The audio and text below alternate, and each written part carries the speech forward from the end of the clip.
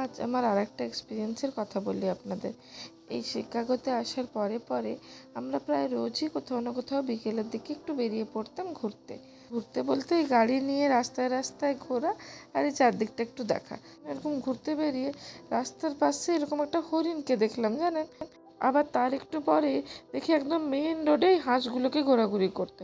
আর ওদের দেখে সমস্ত গাড়িও দাঁড়িয়ে গেছে, কারণ এনারা রাস্তা পেরোলে তবে গাড়িগুলো যেতে পারবে। যেহেতু আমরা গাড়ি নিয়ে এমনিই ঘুরতে বেরিয়েছিলাম, তো আমরা খুব একটা মেন রোডে ঘুরছিলাম না, আশেপাশে যে ছোট ছোট জায়গাগুলো আছে দেখার ওগুলোতেই ঘুরছিলাম। তখন আবার এরকম দেখতে পাই একটা এরকম কচ্ছপকে, আর ওটাকে দেখেই আমরা গাড়ি থেকে নেমে পড়ি ওটার সাথে কয়েকটা ফটো তুলবো বলে। তখন আর ওটাকে দেখে আমি খুব একটা অবাক হইনি। তখন মনে হয়েছিল যে পাশাপাশি যেরকম জঙ্গলগুলো থেকে হরিণ রাস্তায় বেরিয়ে আসে, ওটাও ওরকম বেরিয়ে এসছে। পরে জানতে পারলাম ওটা একজনের পেট। সব মিলিয়ে ওই দিনটাতে একটা ভীষণ সুন্দর এক্সপিরিয়েন্স হয়েছিল।